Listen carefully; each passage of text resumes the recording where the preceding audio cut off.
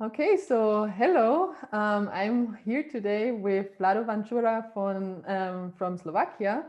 And we just finished a webinar actually where we talked about forestry in the Carpathians. And now we're here together to talk about another very interesting topic that is related, and it's the effects of natural and man-made grazing on forest ecosystems. Vlado is our wilderness and forestry expert in the European Wilderness Society. So I'm very happy that he's here with me today to answer quite a few questions about this topic and to learn more also from myself about the impact of grazing on the forest. So hi Vlado, and thank you for being here. Hello, everybody. I am glad to have this opportunity and share my knowledge and experience and basically very much commitment on this subject with other people. Perfect. So let's just start with the first question. I would like to know what the different types of grazing are that can occur in a forest, actually, to have like a bit of an introduction to the topic. We have to understand that grazing is an inevitable element of the nature dynamics. From other point of view, we can say that there are basically two different kind of grazings. It is a spontaneous, naturally based grazing, which is done by the native herbivores like elk, deer, European bison, etc. But then there is also man-made artificial grazing, which is done because people need food, people want to sell the animals and make the money. And for that reasons, there are two big differences between the natural and man-made grazing. Nature is spontaneous. It is random.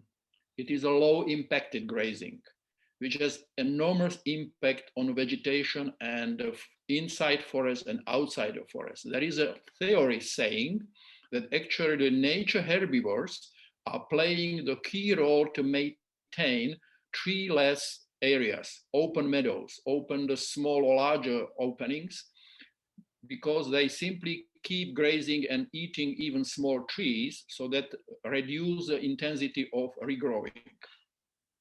Man-made grazing is, however, very different patterns. It concentrates usually a large amount of herbivores, either sheep or cows or cattle or horses, etc. And they go from place to place in large herds and graze. And after the intensive grazing, they do very much overgrazing. Result of the overgrazing is that the vegetation is drastically and completely changing. And we can see that also in the Carpathians, in the mountains where I am coming from, where even grazing was removed already 70 years ago, like in Tatra National Park, and we are still suffering because of changed vegetation in the alpine zone due to the very intensive man-made grazing since the 17th century. So several centuries of intensive grazing. And the result is that actually the very high biodiversity, native natural alpine meadows has been changed to the degradable alpine pastures with a lot of species of grass which has been introduced or bring by the sheep, and many other very rare species typical for this high alpine environment has been completely diminished or destroyed. Okay, So this wow. is what, from my point of view, I would divide for the two different approaches, philosophy, concept of the grazing. Nature friendly or nature inevitable, I would say, and then a man-made grazing, which is very much focused to satisfy the needs and plans and intention of the human-made ideas in his brain. Yeah, That okay. would be, from my point of view, kind of introduction. And I think it's important that people should understand the two of these differences. Because if I go a little bit deeper, the researchers reveal that there is actually not only two different types of grazing because of natural and man-made, but also the way of the patterns, how the animals graze the grass is very different if we compare the native grazers with the homemade domestic grazers. Mm-hmm. Yeah, the Yeah. image I now have in my head is a couple of deers in the forest grazing, but not in a very compact way. But then when maybe sheep or cattle or whatever is in the forest, usually are very tied together, no? Is it that, Yes. how does it work for humans? How do they manage this type of grazing in the forest? Do they do that with fences, or they just roaming free within the forest? How do they control the grazing? It very much depends on the country. For example, in Slovakia, since the Second World War, there was a free grazing inside the forest. And that was usually small herds roaming inside freely in the forest, and they graze by themselves very much.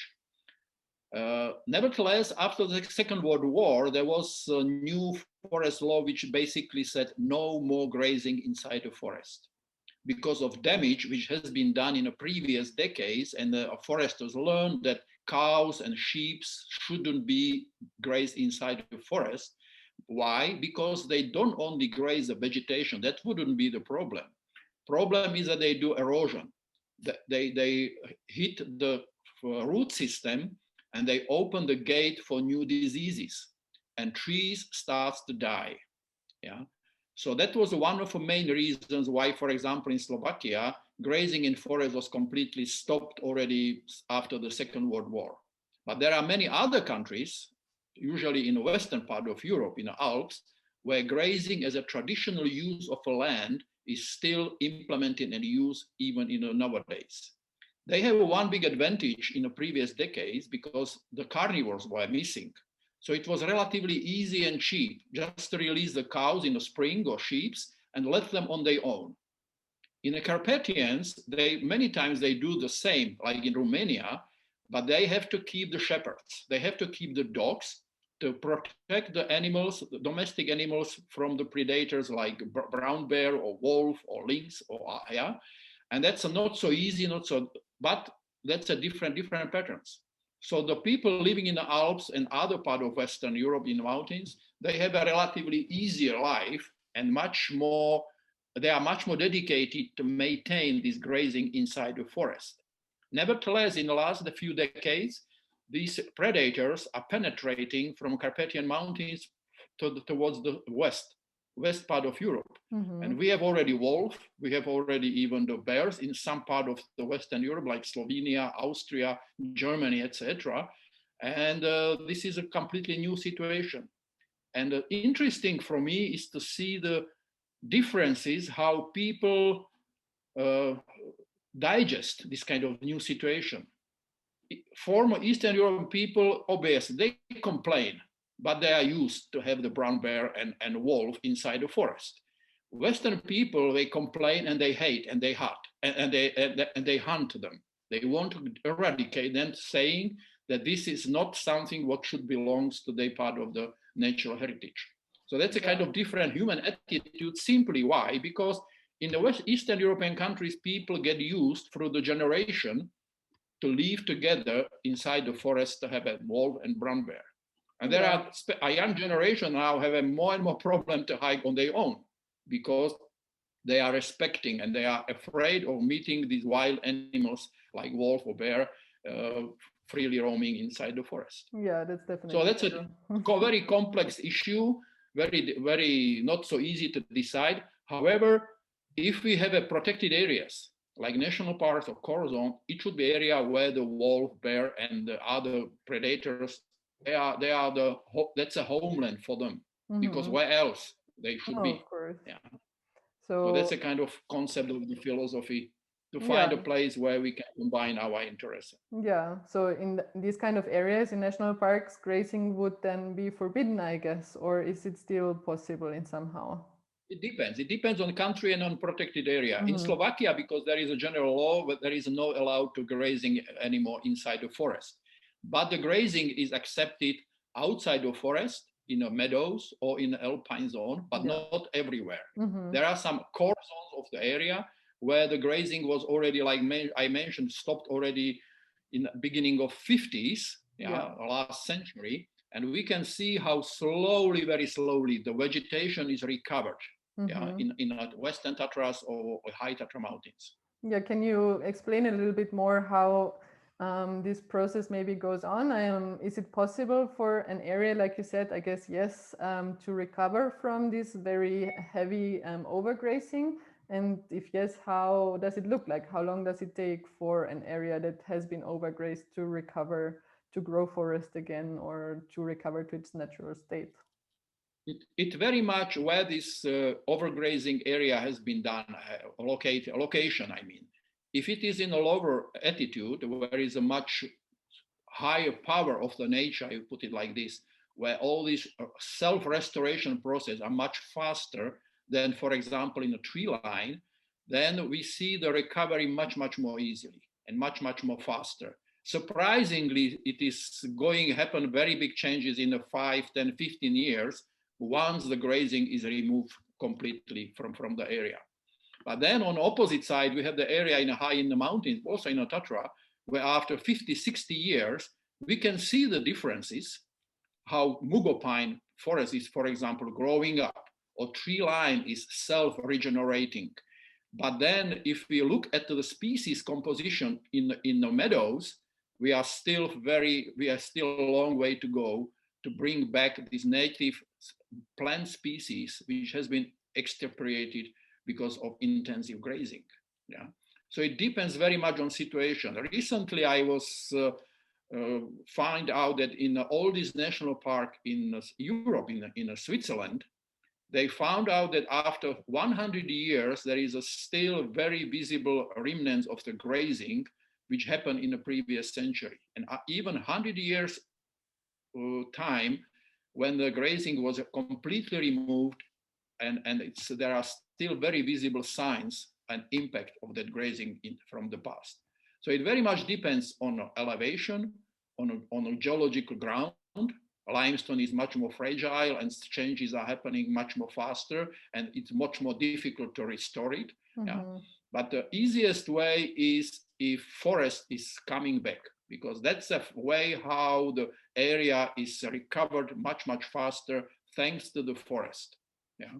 We can see it also in the Tatras, how tree line, which has been decreased in some locations 150, 200 meters, are now slowly recovered. And once it starts, the process is speeding up and speeding up. Okay, yeah, that's interesting. Is it, I'm just imagining like the Alps that it's an ecosystem that I'm a little bit more familiar with. And I know that there is some grazing going on in the high alpine pastures, so above the tree line. And I can imagine that some animals might also go in the forest every once in a while. But if the herd of the animals is not that big, could it be compared with a natural grazing that is happening over there? Or would this also have a negative impact, or maybe even a positive one? What do you think? We have, I wouldn't say it, but we should divide it to the negative or positive impact. Mm-hmm. I would say that we should divide it at the beginning if we want to protect the area as a protected area or wilderness, or we have an area which is going to be multifunctional, and we can use it even for logging, we can use it to build up the roads, we can use it to graze the animals, domestic animals. Mm-hmm. Once we say that this is the purpose of this area, to provide a food and traditional way of life, how to maintain the grazing, then we obviously should say how many, what is going to be the pressure? Are we going to graze the herds in 20 pieces or 200? Yeah. And that makes big difference. And that should be done based on a research, on a monitoring and how bad impact is. Because once we put the 200 species of the sheep in one herd, then actually we destroyed what we need for feeding them. Yeah. Yeah. So obviously less means better. Yeah. Less intensive means much more sustainable. Yeah. Kind of very general rule. But I again recommend at the beginning, there should be very clear decision done at the beginning. What do we want that area should be focused on?